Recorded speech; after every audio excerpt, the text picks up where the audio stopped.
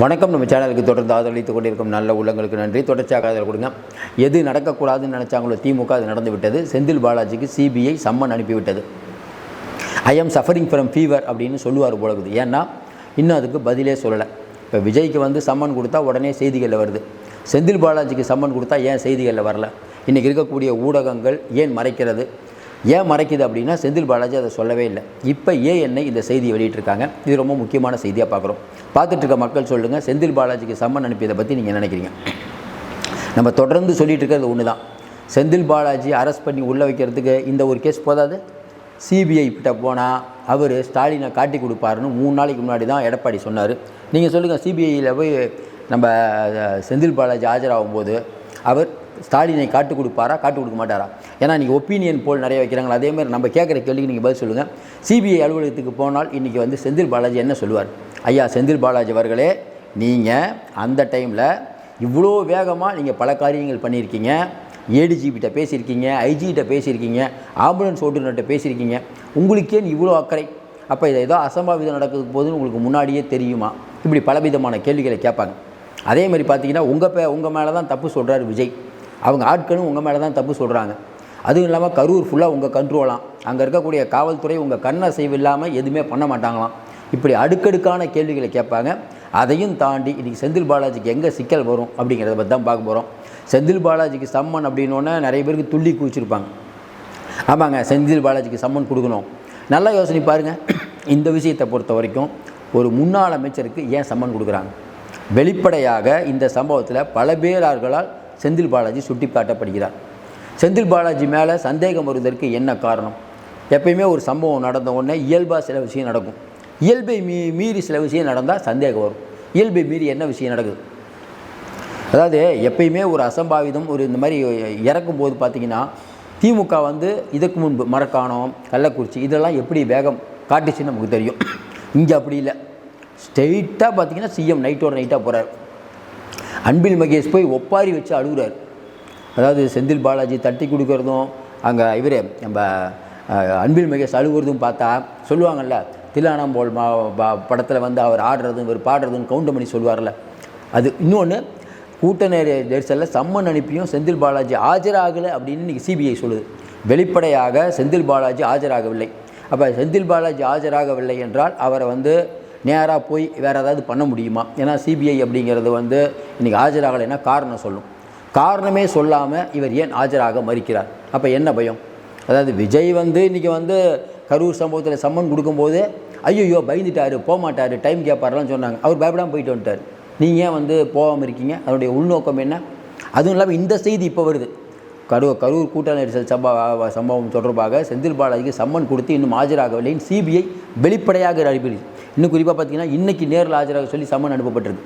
இன்றைக்கி நேரில் ஆஜராக சொல்லி அனுப்பப்பட்டிருந்தால் நேற்றே தகவல் வந்திருக்கணும். அந்த தகவல்களை திட்டம் போட்டு மறைத்தது யார்? அப்போ என்னென்னா இவங்க வேற ஒரு ரூட்டில் பேசிகிட்டு இருக்காங்க. என்ன, சிபிஐ வந்து எங்களுக்கு வந்து சம்மன் அனுப்பிடுச்சு, நான் ஆஜராகிறது தவிர்க்கிறதுக்கு என்ன பண்ணலாம் அப்படின்னு இவர் பெரிய பெரிய வழக்கறிஞரை வச்சு ஒரு லாபி அங்கே பண்ணிட்டு இருந்திருக்காரு. இன்னும் குறிப்பாக பார்த்தீங்கன்னா பிஜேபிக்கிட்டேயே ஒரு டீலிங். பிஜேபி என்ன சொல்லும்? ஏற்கனவே நம்ம நயினார் நாகேந்திரன் சொன்ன மாதிரி தான், செந்தில் பாலாஜி தான் இன்றைக்கி இதற்கு காரணம், செந்தில் பாலாஜியால் தான் வேகமாக பிரேத பரிசோதனை நடைபெற்றதுன்னு வெளிப்படையாக ஹோம் மினிஸ்டரை வச்சுட்டு பேசினார் இன்றைக்கி இருக்கக்கூடிய நயினார் நாகேந்திரன். அப்போ சிபிஐ தரப்பில் சம்மன் அனுப்பப்பட்ட பிறகும் இவர் ஒரு சமரச முயற்சியில் ஈடுபட்டார். அது நடக்கலை. இன்றைக்கி சிபிஐ வெளிப்படையாக சொல்லிடுச்சு. அப்போ அடுத்து என்ன நடக்கும்? எப்படி ஒரு போயாகணும்? ஆனால் நமக்கு தெரிஞ்சு ஒரு தடவை டைம் கேட்கலாம். எப்படி ஒரு வாரத்தில் போயாகணும்? ஒரு வாரத்தில் போகும்போது செந்தில் பாலாஜி உங்களுடைய சேவை வந்து சிபிஐக்கு தேவை, அப்படியே இங்கேயே ஒரு 10ஓட 11 உட்காருங்க. இன்னும் குறிப்பாக பார்த்தீங்கன்னா இது மட்டும் வராது. உச்சநீதிமன்றத்தில் இந்த வழக்கு போகும்போது ஐயா செந்தில் பாலாஜி வந்து இந்த குற்றத்தை வந்து இதில் சம்மந்தப்பட்டிருக்காரு. ஏன்னா இதுக்கு முன்னாடியே அவருடைய வேலையே என்னென்னா வேலை வாங்கி தரேன்னு பணம் வாங்கி நிறைய பேரை ஏமாற்றிருக்காரு. டிரான்ஸ்ஃபார்மர் முறைகேடு ஒரு மேலே இருக்குது, டாஸ்மார்க் முறைகேடு இருக்குது, இன்னும் பலவிதமான வழக்குகள் இருக்குது அப்படின்னு பழைய லிஸ்டெல்லாம் தூசு தட்டும் சிபிஐ. இது கண்டிப்பாக ஒரு முட்டு சத்துக்கு கொண்டு போய் செந்தில் பாலாஜி நிறுத்தும் அப்படிங்கிறதுல மாற்று கருத்து இல்லை.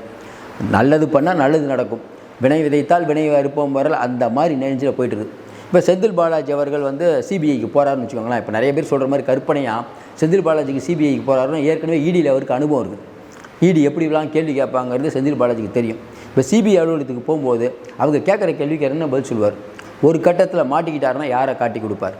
இன்னும் குறிப்பாக இந்த ஒரு விஷயத்தை பொறுத்த வரைக்கும் இந்த சதி திட்டம் அப்படிங்கிறது, ஏன்னா செருப்பு தூக்கி வீசுறதுலேருந்து பார்த்தீங்கன்னா இதில் வந்து பலவிதமான சதிகள் நடந்திருக்கிறது அப்படின்னு விஜய் தரப்பு சொல்லுது.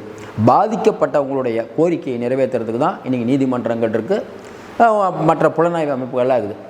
அப்போ இன்றைக்கி எல்லாருக்கும் ஒரு சந்தேகம் என்னென்னா, இந்த விஜய் வந்து பயந்து ஓடிட்டார், 72 மணி நேரம் பதுங்கி இருந்தாருன்னு நிறைய பேர் நிறைய விஷயம் சொன்னாங்க. ஒரு சம்மன் அனுப்பி ஏன் இவ்வளோ நாள் ஆஜராகலை, அதுக்கு என்ன உள்நோக்கம்? இன்னும் குறிப்பாக பார்த்தீங்கன்னா செந்தில் பாலாஜியை பொறுத்த வரைக்கும் அவங்க தம்பி வந்து ஃபாரின் போகிறேன்னு கோர்ட்டில் கேட்டிருக்காரு. இப்போ இவர் வந்து சம்மன் வரதையே மறைக்கிறாருன்னா அப்போ இதனுடைய பின்னால் இருக்கக்கூடிய விஷயம் என்ன? அப்போ வெளிப்படையாக தெரியுது ஏதோ ஒரு விஷயத்துக்கு பயப்படுறாங்க. என்ன பயம்? அதாவது ஒரு சிபிஐ வந்து சம்மன் அனுப்பினோன்னா ஒரு ஆலோசனை நடந்திருக்கும். என்ன ஆலோசனை? நம்ம அங்கே போனால் பிரச்சனை வரும், போகாமல் தவிர்ப்பதற்கு இங்கேருந்தே ஒரு டீல் பண்ணலாம் அப்படின்னு டீலிங் போயிருப்பாங்க. டீலிங் முடியல, அதனுடைய விஷயந்தான். இன்னொன்று, சம்மனை பெறவும் பதிலளிக்கவும் செந்தில் பாலாஜி மறுத்துள்ளாருங்கிறாங்க சிபிஐ. சொல்ல முடியாது. அப்புறம் சிபிஐ இறங்கி வந்து இவர் அரெஸ்ட் பண்ணுமா அப்படின்னா, ஆமாம் ஒரு வேளை நீங்கள் பதிலே சொல்லணும்னா என்ன பண்ணுவாங்க? அந்த எல்லைக்கெல்லாம் போயிடாது. ஏன்னா இவங்க ரொம்ப விவரமானவங்க. மேலே வழக்கறிஞர்கள்லாம் இந்நேரம் கன்சல்ட் பண்ணியிருப்பார். கபில் சிபில், முகுல் ரோஹித், அபிஷேக் சிங்லாம் கன்சல்ட் பண்ணி, ஐயா நான் இந்த மாதிரி ஆஜராக போகிறேன், என்னை அரெஸ்ட் பண்ணுவாங்களா?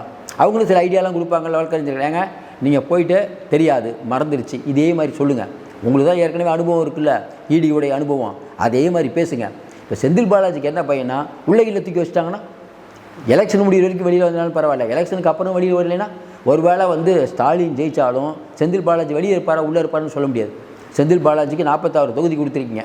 கரூர் சம்பவத்தில் போய் ஆஜராக போகிறாருன்னா 46 தொகுதியில் கவனம் செலுத்துவாரா, இல்லை கரூர் சம்பவத்தை பார்ப்பாரா? ஏற்கனவே 7.5 உச்சபட்சமான 7.5, அதாவது டாஸ்மார்க் வழக்கில் நீங்கள் தப்பிச்சிட்டிங்க விவரமாக, மற்ற எல்லா விஷயத்தில் கூட தப்பிச்சிக்கலாம். அதேமாதிரி தமிழ்நாடு அரசு இன்றைக்கி வந்து 2000 பேரை சாட்சியாக சேர்த்து இன்றைக்கி அந்த கண்டக்டர் டிரைவர் வழக்கில் இவரை வெளியே அனுப்புறது, இவரை வந்து காப்பாற்றுவதற்கு பல முயற்சிகள் பண்ணாங்க. உச்சநீதிமன்றம் கேட்குது, என்னங்க அது 2000 பேரை வழக்கில் சேர்த்துருக்கீங்க, ஒரு கிரிக்கெட் ஸ்டேடியத்தில் தான் அது நடக்கணும். ஏன்னா 2000 பேர் சேர்த்ததுக்கு காரணம் தமிழக அரசு ஏன் சேர்க்குதுன்னா, செந்தில் பாலாஜி கேஸ் ஒரு 100 வருஷம் நடக்கணும். வெளிப்படையாக உச்சநீதிமன்றம் சொல்லிச்சு. இந்தியாவில் எவ்வளோ வழக்குகள் நாங்கள் பார்த்துட்டோம், இந்த மாதிரி ஒரு மோசமான முன்னுதாரணம் உள்ள வழக்கு பார்க்கவே இல்லைன்னு சொன்னாங்களா இல்லையா? இந்தியாவில் எவ்வளோ பேருக்கு நீதிமன்றங்கள் தண்டனை கொடுத்துருக்குது. ஆனால் விசித்திரமான தண்டனை. நீங்கள்லாம் அமைச்சராக இருக்கக்கூடாது, ஜெயிலில் இருக்கீங்களா, இல்லை வந்து அமைச்சராக இருந்தீங்களா, ஜெயிலில் தான் இருக்கணும்னு ஒரு கடுமையான இந்த ஒரு இடியை இழக்கியது செந்தில் பாலாஜிக்கு தான். அப்போ செந்தில் பாலாஜி இன்றைக்கி சிபிஐ அப்படிங்கிற ஒன்றை பார்த்து அரண்டு போயிருக்காரு. அதாவது ஏற்கனவே இடி அவரை அரெஸ்ட் பண்ணும்போது உங்களுக்கு தெரியும், நெஞ்சு வலியே வந்துருச்சு, ஆப்ரேஷன் பண்ணிட்டார் பாவம். இப்போ சிபிஐ கூப்பிட்டோன்னா இன்னும் அதை உதறல். கேட்டால் நாங்கள் தான் வீராதி வீரர்கள், சூராதீஸ்வரர்கள் நீங்கள் சொல்கிறீங்க, மண் மொழி மானம் காக்க யாருக்கும் பயப்பட மாட்டோம், நாங்கள்லாம் பெரியார் வீட்டு பிள்ளைகள்ங்கிறாங்க. செந்தில் பாலாஜி 5 கட்சி மாறி வந்தவர். இப்போ சிபிஐ கூப்பிட்டு, செந்தில் பாலாஜி உடம்பு பாத்திரம், உண்மையை சொல்கிறீங்களா இல்லை சிறைக்கு போகிறீங்களான்னு கேட்டால், இல்லை நான் வந்து உதயநிதி ஸ்டாலினை முதலமைச்சர் ஆக்காமல் ஓய மாட்டேன் அப்படின்னு சொல்லுவாரா? ஐயா நான் எல்லாத்தையும் சொல்லிடுறேன்யா, பிஜேபியில் கூட சேர்றேன்யா, எனக்கு என்னையா, என்னை விட்டுருங்கய்யா அப்படின்னு சொல்லுவாரா? நீங்களே சொல்லி பாருங்கள். முதல்ல சிறைக்கு போனது வேறு, ஸ்டாலின் முதலமைச்சராக இருந்தார், வெளியே வந்தால் நம்ம வந்து அமைச்சராகலாம்னு ஒரு நம்பிக்கை இருந்தது. இப்போ எழுதி வைத்துக் கொள்ளுங்கள், சிபிஐ சம்மன் அனுப்பி இவங்க போலங்கிறது போதே இவங்க நேர்மையற்றவர்கள். இதை வெளியே சொல்லாதது மிகப்பெரிய அயோக்கியத்தனமாக சொல்கிறோம். ஏன்னா ஒரு முன்னாள் அமைச்சராக இருக்கவர் சம்மன் வந்தது எவ்வளோ பெரிய விஷயம். அது இன்றைக்கி போய் ஆஜராகிருக்கணும். ஏன் ஆஜராக நீங்கள் நாளைக்கு விஜய் வந்து சம்மன் அனுப்பியிருக்காரு மட்டும் வெகுஜன ஊடகத்தில் வருதுல. இப்போ கூட ஏஎன்ஐ சொல்லி தெரியுது. ஏஎன்ஐ சொன்னதுக்கப்புறம் தான் சிபிஐ அறிக்கை வெளியிடுது. எழுதி வச்சுக்கோங்க. இந்த கரூர் சம்பவத்தை பொறுத்த வரைக்கும் நாம் கூட நினச்சோம் வேறு மாதிரி, இது வேறு மாதிரி போயிட்டு இருக்குது. சார் மடியில் கனம் இல்லைன்னா வழியில் பயம் இல்லை, நேராக போய் சிபிஐட்ட போய்ட்டு எதுக்கு நான் தயார் சொல்லுங்கள், என்ன கேள்வி கேட்குறீங்க, அப்படி இல்லை சார் சொல்லணும். சிபிஐ சொல்லுங்கள், சிபிஐ நான் என்ன பண்ணணும்னு சொல்லுங்கள். அதை விட்டுட்டு ஓடி ஒளியறது வந்து எதை வைத்து சரி. இப்போ விஜய் ஆட்கள்லாம் நம்ம பேச ஆரம்பிப்பாங்களே, இப்போ பார்த்துட்டு இருக்கும்போது கருத்தை பதிவிட்டு இருப்பீங்க பாருங்கள், செந்தில் பாலாஜி தான் இது காரணங்கிறது நிரூபிக்கப்பட்டுள்ளதுன்னு எல்லாம் பேச தான் ஆரம்பிக்க போகிறாங்க. விஜயோடைய விஷயம்னாலும் பர்சனல் லைஃபு கண்ட லைஃப்பை பற்றிலாம் பேசுகிறீங்கல்ல, இது என்ன? இதை பற்றி முதல்ல பேசுங்க. இது நாட்டு பிரச்சனை. 41 பேர் இறந்துருக்காங்க, சதித்திட்டம் இருக்குங்கிறாரு. சதித்திட்டம் என்ன? எத்தனை நாள் சதித்திட்டம் தீட்டினீங்க?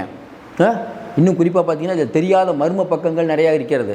ஆம்புலன்ஸ் ஓட்டுநர்லேருந்து அங்கே இருக்கக்கூடிய அந்த இவங்க பிரேத பரிசோதனை பண்ணது, சீக்கிரம் பண்ணது, பலவிதமான விவாதங்கள் இருக்காங்க. இதற்கெல்லாம் ஒரு முடிவு காலம் வர வேண்டும். அநேகமாக செந்தில் பாலாஜிக்கு ஃபுல்லாக கேட் போட்டாங்க. இனிமேல் தப்பிப்பது கஷ்டம். அநேகமாக பத்திரமா இருப்பார். தொடர்ந்து ஆதரவு கொடுங்கள், உங்கள் கருத்துக்களை சொல்லுங்கள். மீண்டும் சந்திப்போம். நன்றி, வணக்கம்.